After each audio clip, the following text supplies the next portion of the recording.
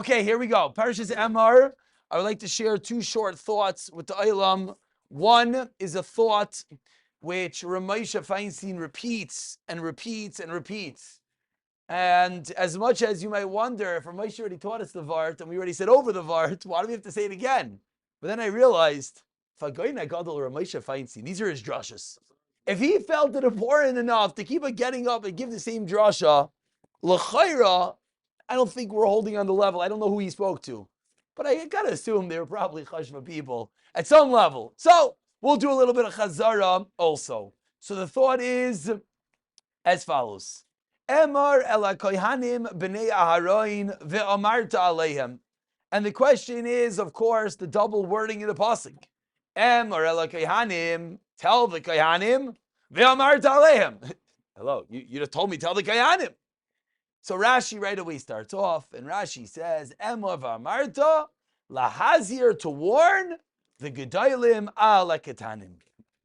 So Ramosha Feinstein is a little bit bothered that Gam ve'amarta, even just one time is enough. So says Ramosha, must be that there's something specific that we're warning the gedolim to warn the ketanim. Says Ramosha, Venira will read his incredible words again. It's true. Ramosha didn't write them, but again, I assume whoever transcribed it probably did a pretty good job. Shalahazir lachanich habanim v'habanis. Says Agoyin Agadol Ramosha, let's give you a little bit of Chinuch 101. Says Ramosha, this is his words. Einoi klum. It is nothing. Einoi klum.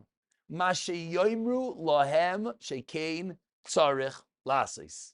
When we tell our children, this is what you need to do, is nothing.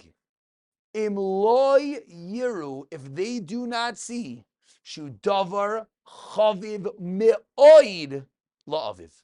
Says Ramosha, you tell your kids ad infinitum to pick up the garbage from the floor. If they realize it's not chashiv to you, not just they realize that you don't do it, it's one step deeper. If it's not chaviv me'oid to you, einoi klum, it's zero.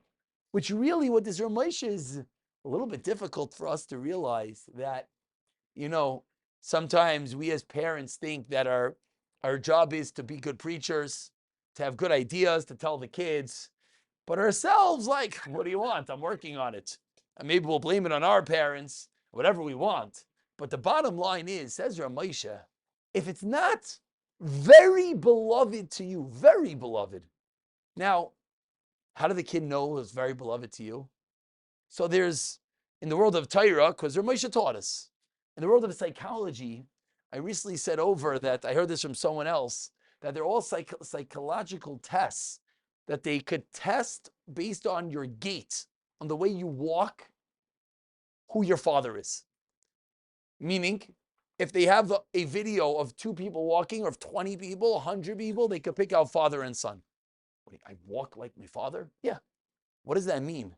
That means at some level, subliminally, subconsciously, sub-everythingly, what a parent does just flows down. I said this, and someone came over afterwards and told me that his father is a psychologist, and his father says that based on the kid's shoes, he could pick out who the father is. That everything goes down to the smallest of details. So you want to know, how do the kids know what's chaviv to us?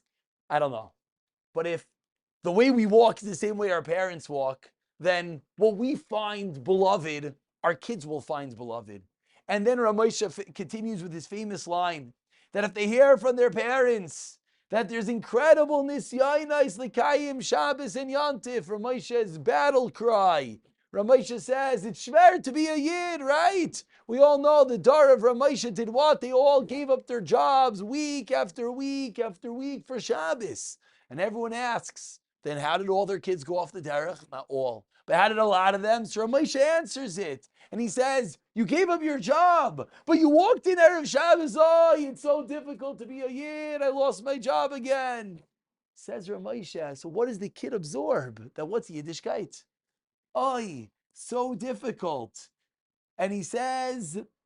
Lo yischanku abanim. He said, that's not chinuch. The yoimru, the heimein and gibayim, you know what our kids are going to say? Oh, tati, mommy, they're strong. They were able to give up their job. But me, I can't do it. Let's just throw it all away. But only if they hear from their parents, she'ein shum nisayon b'kiyum HaTorah. Listen to his powerful words. There's no difficulty. Mitzvahs. It's beloved. It's an inyan chaviv kol kach. Hu chayenu v'oirech yameinu. Oz yischanchu b'toiv. Says Ramoshe, that's the two amirois. Emor ve'amarta. One is to say. The extra one is to say it belovedly. Stop preaching. And it's deeper. I think we've often heard and we've often said that chinuch is not what we say, but what we do, which is true. But Moshe is saying something even deeper. It's not what we say, it's not what we do. It's our attitude behind what we do. We could say the right things, and we could do the right things. But if it's done in the guise of difficulty, if it's done with an eye, if it's done with, oh, I can't get up, I'm so tired, I don't want to go learn, how am I going to go daven? Oh, davening is so long, it's so difficult, the chazan is this and this. And then we turn to our kids and say, come, don't you want to come to shul? Shul is so much fun. Are you kidding me? The kid knows what's real. The kid sees you every single day, in and out, kvetching and complaining. Says Ramoshe, we'll read those words again. Einoi klum, it's zero what we tell our children unless they realize it is very chaviv to us. So what do we all have to start doing? Taking acting courses and start learning how to say things are chaviv to us and stop complaining. And maybe, as we all know, chitzonios is ma'ira the pinimios. Maybe if we acted enough, if we train ourselves to stop saying it's difficult, if we accustom ourselves to stop eyeing and complaining, then maybe, just maybe, we'll start to believe it in ourselves.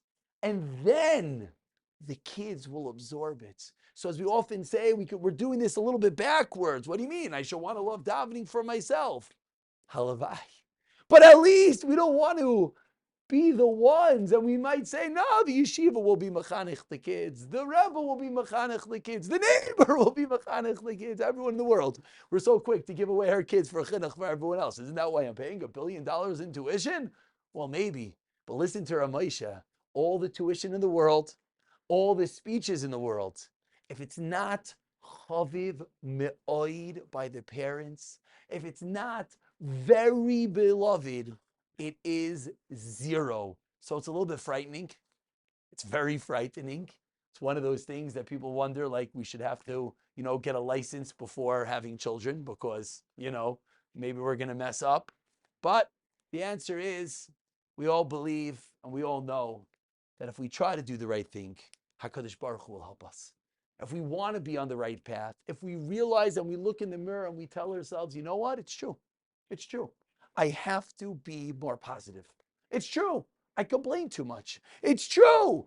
I'm not excited about Shabbos. It's true. I'm not excited about learning. Then hopefully we'll slowly get there. I was at a Kinyan Siyum last week, and with this we'll finish this Vart. And someone spoke at the Siyum, and he said, one of the things I got from Kinyan is to celebrate successes in Torah. This guy said, I wasn't brought up that way. I didn't go to yeshivas that way. But through Kinyan, it's, Tati, where are you going? Oh, it's a Siyum. What's a Siyum on? I finished a parak, and a beautiful Siyum, and a lavish Siyum, and an exciting Siyum.